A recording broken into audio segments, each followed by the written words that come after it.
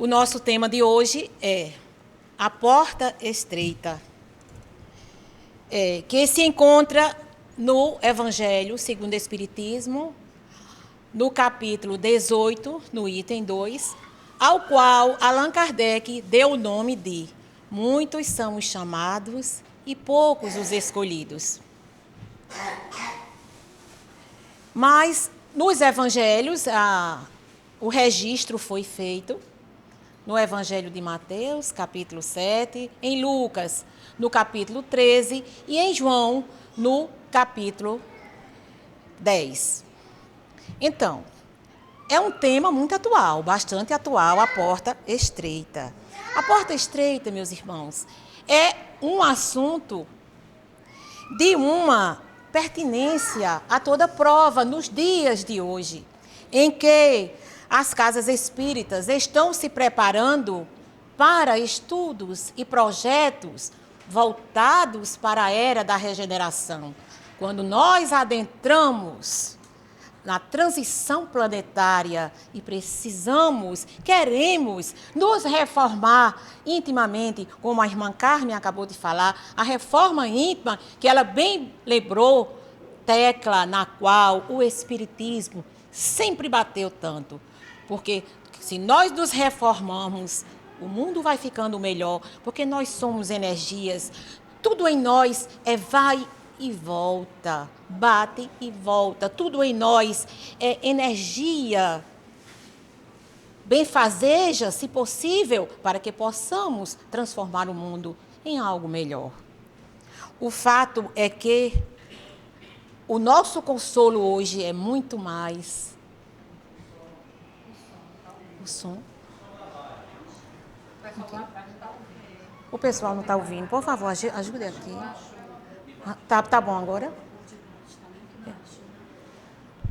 É assim esse daqui também? Tem que mexer? Não serve não, né? Eu aqui, né? Deixo assim. O fato é que o nosso conhecimento, o nosso maior consolo hoje é o conhecimento. O nosso maior consolo hoje é procurarmos nos encontrar com Jesus.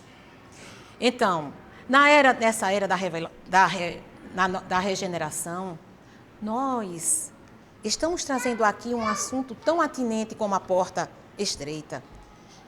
Porque, além dos projetos que nós temos em vista para levarmos, para elaborarmos, nós temos que ver que esse assunto é altamente atual. Em todos os campos da vida, todos os momentos, nós estamos sempre passando pela porta, por alguma porta estreita, porta larga, de acordo com o compromisso nosso diante da lei divina. É a lei de causa e efeito, dependendo de como nós encaramos a nossa reencarnação, para que possamos redimir os nossos débitos, os débitos do passado, meus irmãos, porque todos nós aqui somos espíritos de ontem e, portanto, endividados. A porta estreita é um tema que está em Mateus, em Lucas e em João, como eu já falei. João também dá um toque na porta, ele fala de uma porta. Então, eu vou tentar explicar hoje no nosso estudo cada um de per si, porque cada evangelista deu a sua interpretação. É bem diferente Mateus, Lucas e João. Então, vamos primeiramente a Mateus. Ele falou deste assunto no capítulo 7, versículos 13 e 14.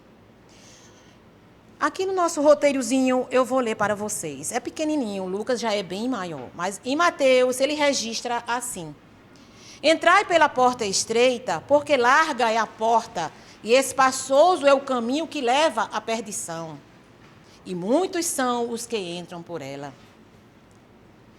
Como estreita é a porta e apertado o caminho que leva para a vida, e quão poucos são os que a encontram. Esse é o registro de Mateus. Então, aqui, a porta simboliza... Tá bom? Posso continuar? Então, aqui, a porta simboliza cada escolha de nossas vidas. Em Mateus, ele está falando das opções que fazemos durante a nossa reencarnação, que nos levarão ao adiantamento ou atrasarão a nossa evolução.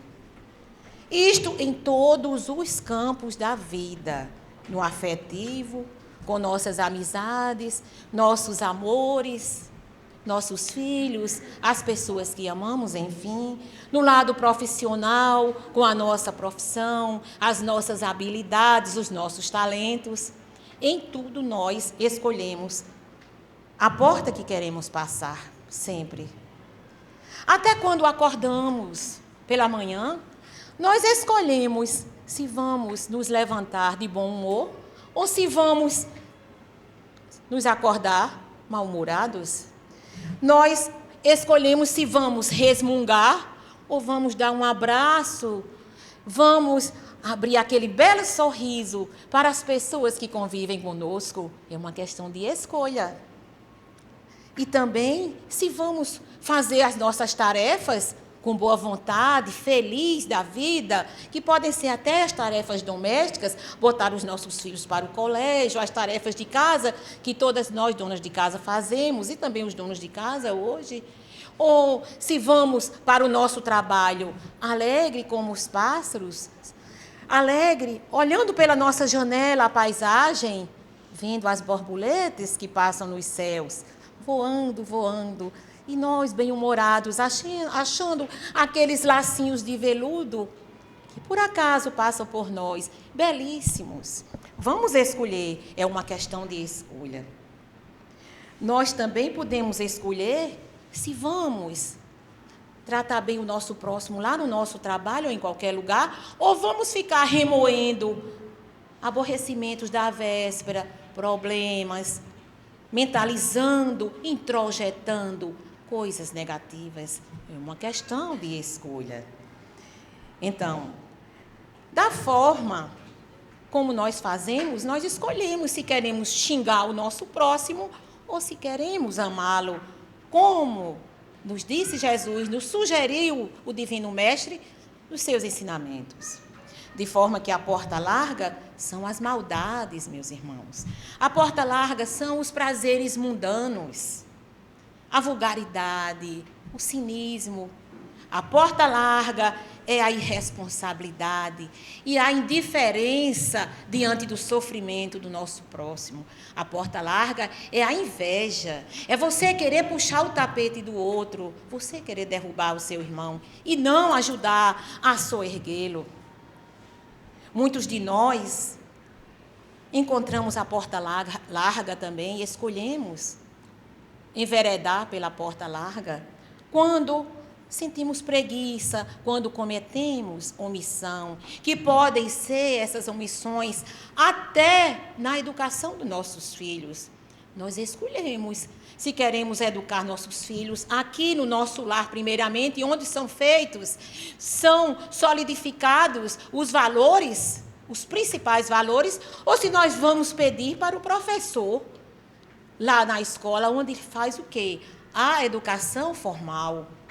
Nós escolhemos se queremos exportar para a escola, para a universidade e para a sociedade de uma forma geral, até para o trânsito, pessoas educadas, pessoas boas. É uma questão de escolha. A porta larga também é a porta da esperteza desmedida nos negócios, sem pensar nos outros, querendo só se dar bem de forma egoística. Por tudo isso, Paulo de Tarso nos disse, quando ele falou aos Efésios: levanta-te, tu que dormes, desperta entre os mortos e o Cristo te iluminará. Porque precisamos da iluminação para chegarmos a escolher, fazer boas escolhas, como nos sugere Mateus, aqui no capítulo 7, versículo 13 e 14. A porta larga também, precisamos entender que ela é calcada no prazer externo, Só o prazer externo. Qualquer coisa nós corremos logo para a porta larga. Não queremos o sacrifício, não queremos nada devagar, tudo na carreira, como se o mundo fosse assim. E muitas vezes fazemos mal feito o nosso serviço, o nosso trabalho no bem coisa nenhuma, às vezes nem fazemos no bem, e mais tarde haja sofrimento. E você fica sem entender de onde saiu aquele sofrimento. Agora já a porta estreita é a porta da luta, é a porta do esforço, é a porta das definições. É o bem que fazemos ao próximo, a porta estreita. É a humildade de nos sentirmos parte de um todo harmônico e embasado na união. A porta estreita é o despertar. Então, a porta estreita é também a porta das angústias. E daí? Porque fazemos questionamentos, nos sentimos às vezes apertados, é o aperto. Angústia, a palavra angústia vem do latim angere, que deu angustus, aliás, e formou essa sensação, essa noção de aperto, de algo estreito, que nos faz sentir um pouco mal, principalmente na nossa região do peito. Por isso mesmo, meus irmãos, que o benfeitor André Luiz nos deixou a grande mensagem de que o momento atual é o momento de angústia evolutiva. Vamos sentir essa angústia, mas é para o nosso bem. Vamos crescer, vamos evoluir. Que bom! O prazer interno e não as ilusões da vida eterna, da vida terrena, aliás, da vida material. O mais interessante é que não só pela religiosidade nós nos beneficiamos quando enveredamos pela porta estreita. Porque até o nosso corpo agradece. Porque, meus irmãos, o corpo é o filtro. Ele é o filtro que capta tudo, ele filtra tudo. E nós vamos somando aqueles lixos emocionais durante a vida, aquelas cargas pesadas. E o nosso corpo, como é elástico, ele vai somando, ele vai armazenando, mas um dia ele explode.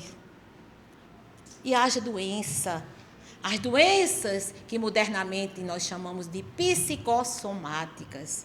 Acontecem muitas, a grande parte das doenças vem dessa doença, da psique para depois ela enveredar pelo nosso corpo.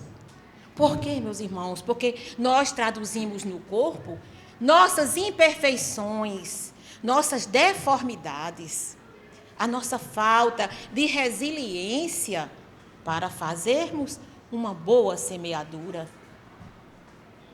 Então, como o nosso corpo não aguenta, vem a dor, vem o sofrimento, e nós ficamos a nos perguntar: meu Deus, por que eu estou passando por isso? Por que aconteceu comigo? Por que dói tanto, Jesus? Ficamos a nos indagar. É quando sentimos que precisamos mudar, que temos de sair das sombras e procurar a luz. Esse é o caminho. A porta estreita é a da mudança, e mais uma vez recorremos a Paulo de Tarso, que nos diz: é preciso você sair do homem velho e procurar o homem novo, encarnar o homem novo, uma nova criatura, de forma realmente vigorosa, realmente transformada, com uma reforma íntima de verdade, como foi a que ele fez quando ele se transformou de Saulo em Paulo e realmente ajudou Jesus. E se não fosse este homem, o apóstolo dos gentios, ainda hoje nós não saberíamos o que era o cristianismo, que ele divulgou primeiramente na Ásia Menor, que ele divulgou por Éfeso, por ali, depois ele foi subindo, foi para a Grécia, depois ele veio, depois foi transformando, e hoje, no nosso mundo ocidental, nós conhecemos Jesus. A porta estreita é exatamente a porta das mudanças, e por falar em mudanças, eu vou contar aqui para vocês uma história que nos contou Haroldo Dutra Dias, que é um grande orador espírita, e Haroldo Dutra nos contou uma história que talvez não fosse nem falando desse assunto, não tinha nada a ver, era outro assunto.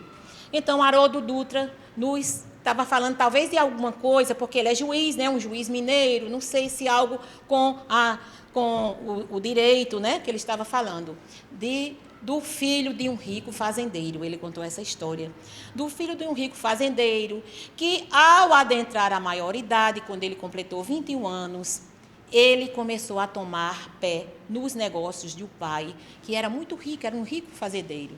E ele foi logo dizendo: vamos arredar esta cerca para aumentar a nossa propriedade, para aumentar o limite de nossas terras. O pai tentou questionar, mas não teve jeito, e o rapaz, já bem mais forte do que o pai, e convincente, de forma convincente, ele arredou a cerca. E o que foi que aconteceu? Muita confusão.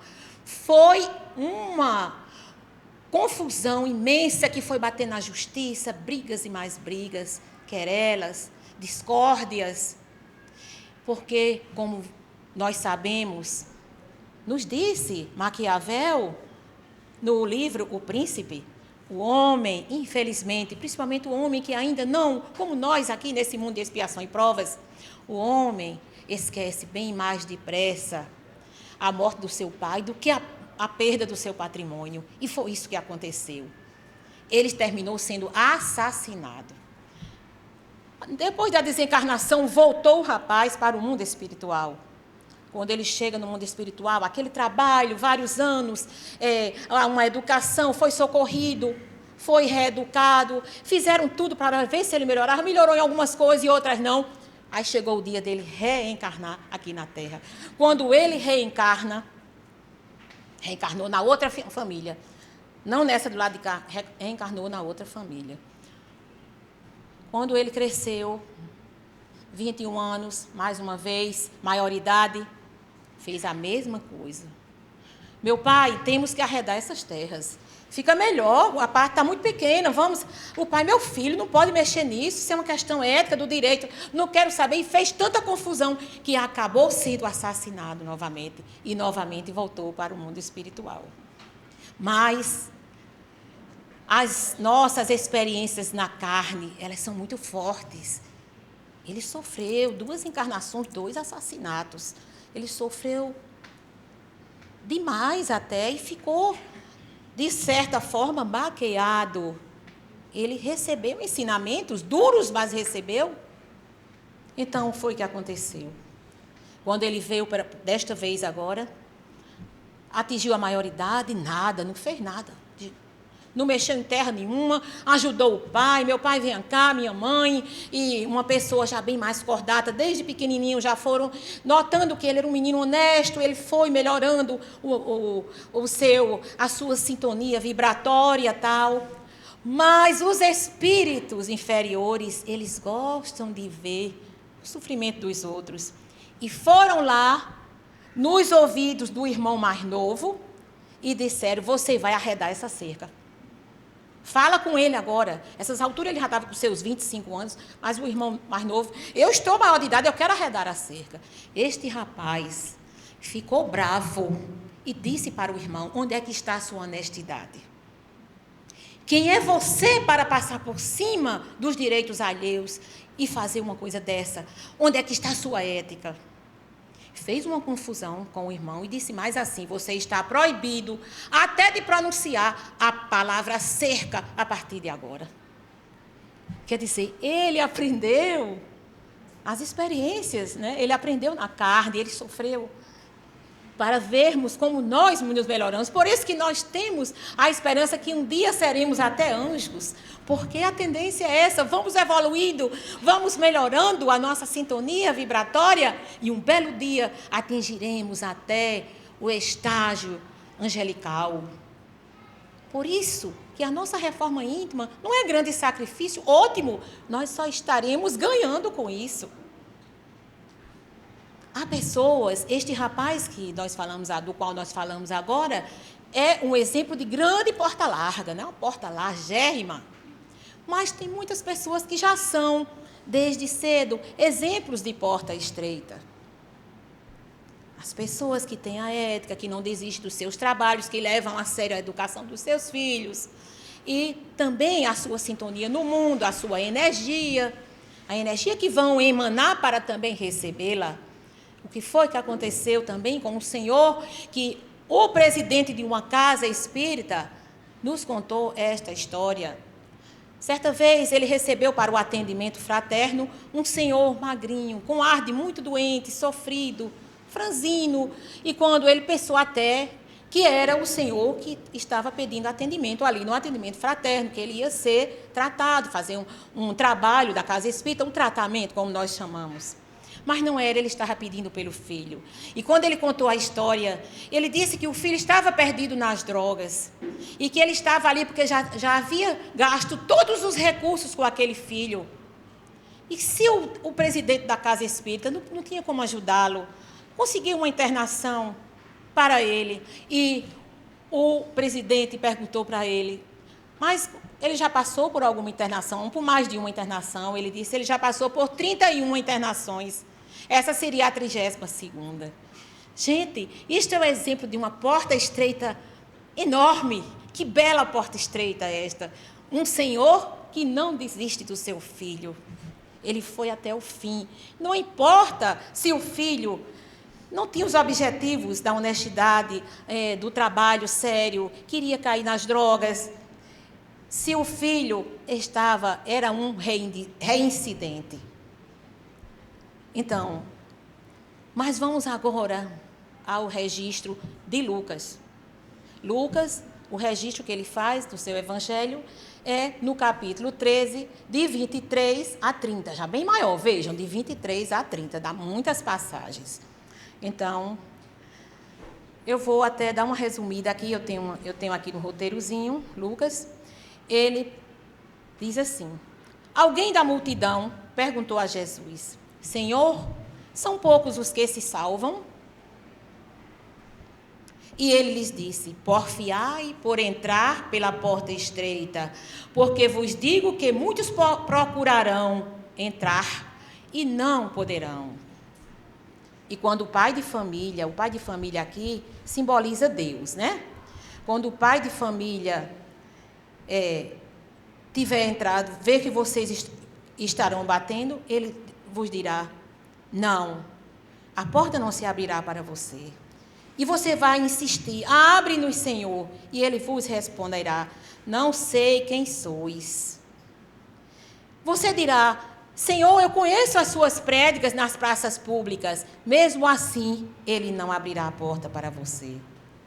Dirá, não sei de onde sois, apartai-vos de mim, todos os que cometeis a iniquidade. E o Senhor também, porque é meio assim, extenso, né? Mas o Senhor também fala aqui do ranger de dentes, que Abraão, Jacó e Isaac estarão lá no reino de Deus, tal, e ele virá, isso aí não poderá, porque os últimos serão os primeiros, ele encerra assim, e os primeiros serão os últimos. Aqui também em Lucas, é a lei de causa e efeito, da mesma maneira que em Mateus. É a colheita, meus irmãos, aqui não é mais a semeadura que Lucas fala. Lucas se reporta principalmente à colheita, na hora da desencarnação. Seria o momento de colhermos aquilo que plantamos nessa reencarnação. Fizemos na terra o nosso plantio e vamos usufruir mais tarde, quando adentrarmos o mundo espiritual. Mas aqueles que aproveitaram a vida nos prazeres, nas facilidades, aqueles que não quiseram evoluir, eles não terão assim tanta facilidade, mas serão assim tão facilmente acolhidos. Não será tão bom o seu recebimento lá no mundo espiritual. Mas acontece que encontramos muitas portas pela vida, portas largas. Quando chegamos aqui, muitas vezes nos comprometemos lá em cima. Nós escolhemos até as provas e dizemos, eu quero passar por essa dificuldade para agilizar a minha evolução na Terra. E aquelas provas que nós escolhemos, que eu vou cumprir com isso aí, eu vou ajudar o meu próximo. Mas quando chegamos aqui, quando reencarnamos, claudicamos. Porque nos apaixonamos pela vida, nos apaixonamos pelos prazeres e saímos correndo em desabalada carreira para a porta larga. É isso que acontece. Porque também há muitos de nós que vivem de aparência, se preocupa demais com vaidade e por conta disso sai do que deveria ser a sua reencarnação de uma forma correta e ética. Ele sai da retidão, muitas vezes sem nem sentir, até por omissão, não é nem por maldade. Mas não foi assim que Jesus trouxe nos seus ensinamentos. Portanto, essa porta larga para Lucas é o carimbo na nossa passagem. Essa porta larga para Lucas é como se ele estivesse nos perguntando, vamos fazer uma reflexão. Lucas está perguntando, para onde viajaremos? Vamos para um lugar agradável, onde possamos auferir algo de bom, um lugar onde ou então para um lugar onde teremos de passar por padecimentos?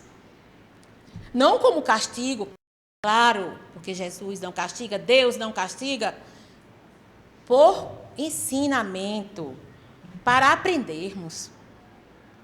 Por isso, meus irmãos, temos que desde já ir nos preparando, não é para deixar quando estivermos com a idade mais avançada, porque nós sabemos quanto tempo vamos passar na Terra.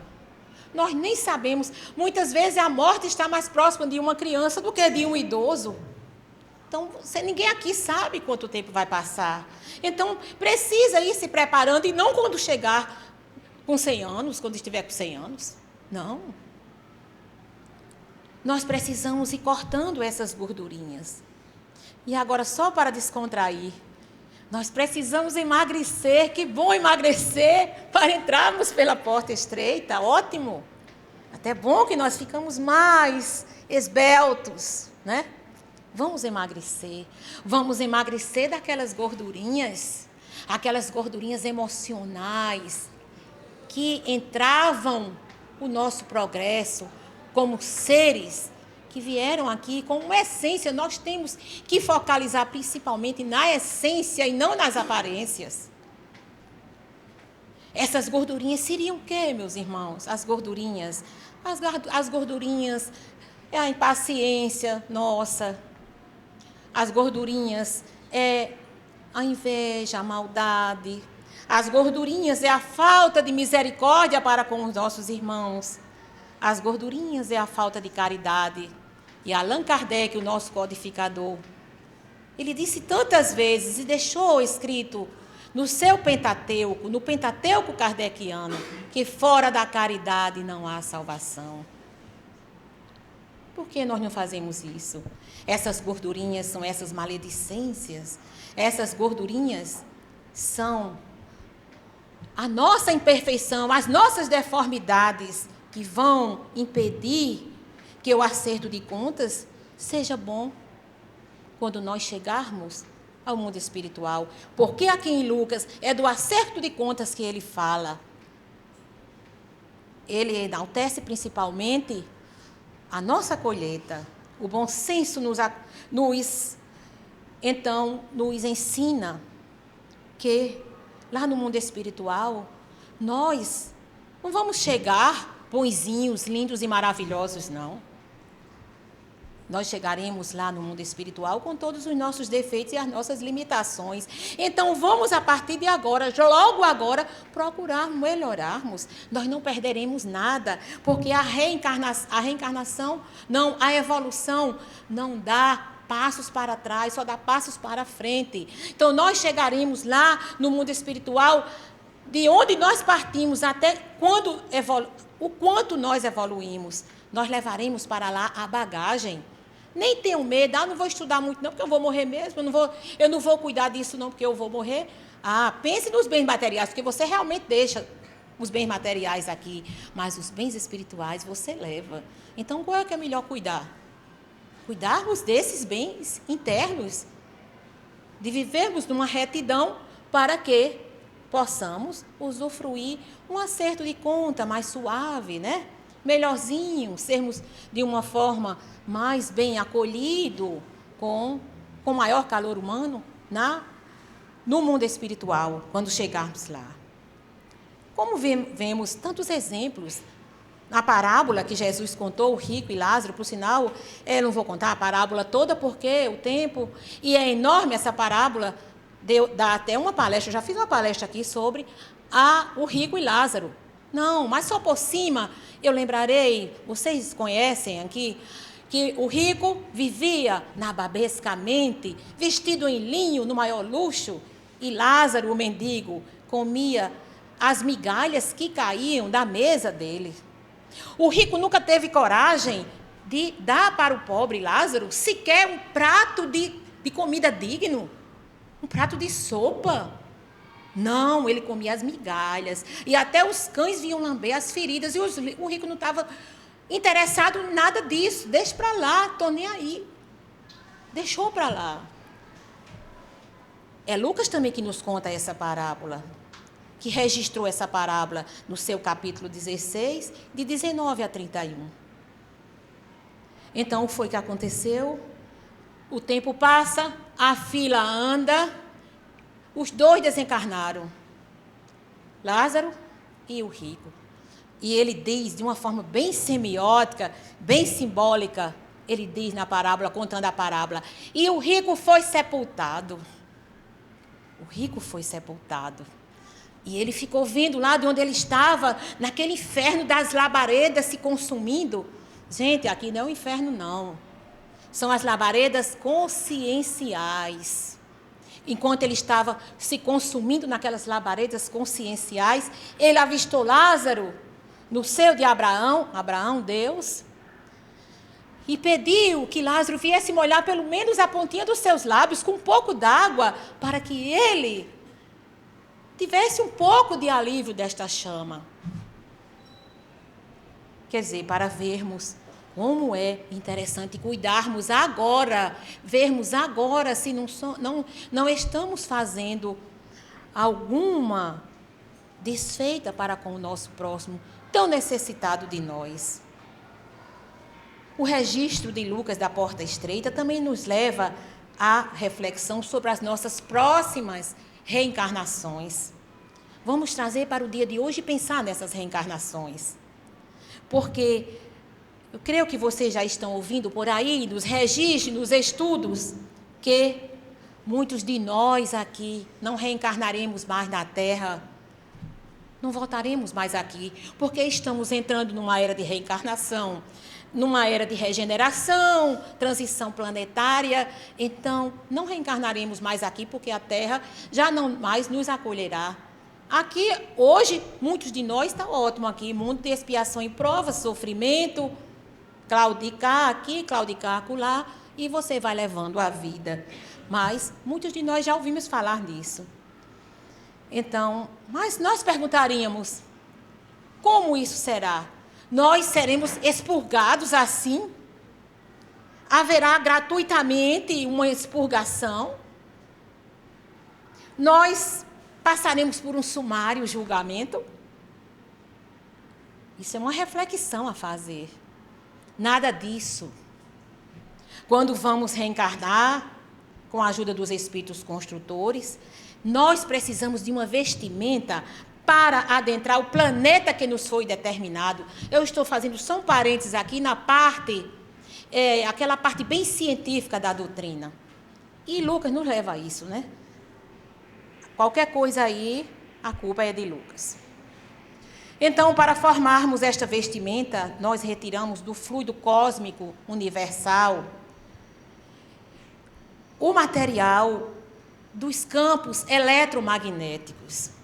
a nossa identidade que está no corpo espiritual, aliada a essas forças magnéticas, fluídicas, então é que vai formar aquela vestimenta que nós precisamos para reencarnar. Mas e aí, se estivermos dissonantes? Se não fizemos nada, não construímos nada, quisemos só levar tudo pela porta larga, como nós vamos formar essa vestimenta? Se estivermos dissonantes, não podemos entrar num planeta regenerado, como vai ser a Terra daqui a pouco. Não é ninguém que vai nos julgar, não. Nós é que não teremos condições energéticas e fluídicas para adentrar a Terra quando ela for melhor, para transpor a porta estreita. Por isso Jesus nos disse, muitos tentarão, mas não conseguirão, mas não poderão. Jesus foi muito claro quando disse que iremos para orbes onde haverá ranger de dentes e pranto, muito pranto, por conta do nosso desinteresse em evoluir. Mas não vai haver condenação eterna, não. Relaxem, meus irmãos. Não será nada muito definitivo. Assim mesmo, com tudo isso, nós evoluiremos. Iremos, a princípio, para um desses mundos mais atrasados, quem sabe até mundos selvagens, porque nós vamos lá ajudar as pessoas que são mais atrasadas do que nós. Estamos ainda nesse patamar, mas ainda somos mais adiantados do que esses primitivos e selvagens. Nós iremos para esses orbes, passaremos um tempo, como aconteceu como vocês sabem, através dos estudos, com os exilados de Capela, que aqui vieram nos ajudar. Vai ser a mesma coisa conosco. Mas relaxem, calma. Jesus disse, tende bom ânimo. Aquele que perseverar será salvo, disse Jesus. Somos nós que vamos nos salvar por nosso próprio esforço, meus irmãos. Não tem essa de dizer, foi Jesus que veio aqui para nos salvar, como está lá em Isaías 5, dizendo que Jesus viria, isso bem antes de Jesus, 600 anos, antes de Jesus chegar à Terra, dele vir ao planeta. Isaías disse que Jesus viria para levar todas as enfermidades e todos os pecados da humanidade. Mas não foi bem assim, porque Jesus curou muita gente, mas só curou os que estavam na hora de curar, não curou a todos. E os pecados que nós aqui na doutrina espírita chamamos de equívocos, chamamos modernamente de equívocos, também não, porque senão não existiria tanta gente equivocada, e em deslize nos dias de hoje, aqui no orbe terreno. Mas Jesus disse que nós tivéssemos bom ânimo, que nós nos salvaríamos. Somos nós que vamos nos salvar, não é isso? Pelo nosso esforço. Como? Se Ele não vai levar nem vai lavar os pecados e as enfermidades. É que a nossa salvação será o atendimento, será a observação a este roteiro de luz que Ele veio nos trazer. É essa a salvação que Ele nos traz, dos seus ensinamentos. E vejam que ensinamentos belos de Jesus e dinâmicos. O tempo todo Jesus disse, negue-se a si mesmo, tome a sua cruz, amai-vos uns aos outros. Olha que ensinamentos fáceis de serem seguidos e tão dinâmicos. Não são nada enfadonhos. Nós é que ainda estamos atrasados. Este espírito de alta envergadura, de alta grandeza, veio aqui à Terra há mais de 2000 anos. E nós ainda estamos pensando se vamos aceitá-lo. Gente, como nós somos devagar. Vamos nos apressar um pouquinho. E quando ele fala que os últimos serão os primeiros e os primeiros serão os últimos, ele estava querendo falar daqueles precipitados que querem ser os primeiros em tudo. Tudo na carreira, quer tudo na carreira, sem esforço, sem trabalho. Quer ganhar altos salários, mas não quer estudar. Quer ter filhos maravilhosos, mas não quer educar, porque educar dá trabalho, sim. Que luta, né, educar? Eu tenho 5 filhos, mas que luta. Dos meus 5 filhos. Para educar essas crianças. Muita luta. Então, todos nós sabemos disso. Os últimos são os que trabalham às sombras. Estes, sim, são aqueles que caem, levantam, caem de novo, fracassam, que nós sabemos que não é tão fácil. Mesmo educando as nossas crianças, mesmo cumprindo com a lei do trabalho e a lei do progresso no nosso campo profissional, mesmo respeitando o nosso próximo, não é tão fácil assim. Nós, às vezes, caímos, claudicamos, nos sentimos frágeis e fracos, talvez. Mas é aquela luta interna, devagar e sempre, que vai acontecer. E é esta a luta que Jesus nos inspira, que Jesus nos sugere. Por fim, vejamos agora aquele toque que João, no seu capítulo 10, dá sobre a porta. Ele diz assim: eu sou a porta.